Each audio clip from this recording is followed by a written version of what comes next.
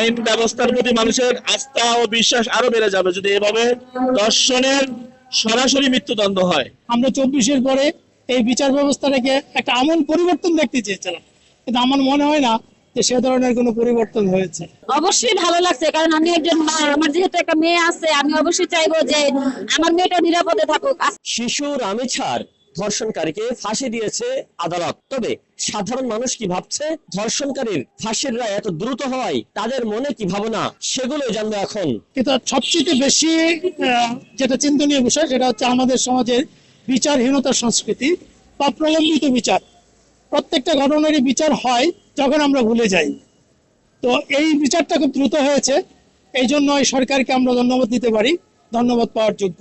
আমরা 24-এর পরে এই বিচার ব্যবস্থাটাকে একটা আমূল পরিবর্তন দেখতে চেয়েছিলাম, কিন্তু আমার মনে হয় না যে সে ধরনের কোনো পরিবর্তন হয়েছে। বাংলাদেশের নজিরবিহীন এই রায় কিন্তু হয়েছে, কারণ প্রায় 20 থেকে 25 কার্যদিবসের ভিতরেই কিন্তু এই রায় কার্যকর করা হয়েছে, যা বাংলাদেশের নতুন করে নজির সৃষ্টি করেছে। আলহামদুলিল্লাহ, আজকে ধন্যবাদ মাননীয় সরকার মহোদয়কে এবং মহামান্য আদালতকে। রামিসা হত্যার, শিশু দর্শন রামিসা হত্যার মামলায় আজকে ফাঁসি রায় হয়েছে, এই জন্য খুবই ভালো লাগছে।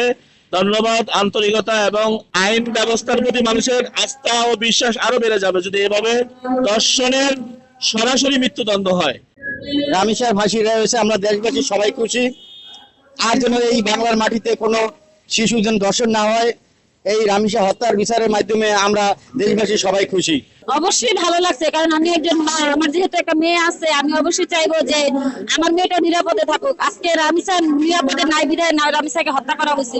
আমি আমার মেয়েটাকে নিয়ে নিরাপদে থাকতে চাই, কারণ আমার আশেপাশে তো এরকম প্রতিবেশী আছে, রুবেলের মধ্যে এরকম প্রতিবেশী আমার আশেপাশেও আছে, যে আমার মেয়েটা যাতে এরকম কোনো ক্ষতি না হয় সেটা তো অবশ্যই আমি চাইবো, যাতে তারা আমার আশেপাশে যে প্রতিবেশীগুলো আছে তারা যাতে এরকম ভাবে ভয় পায় যে না সরকার থেকে বিচার হবে, সুতরাং তারা যেন সতর্কভাবে থাকতে পারে, সেটাই আমি চাই।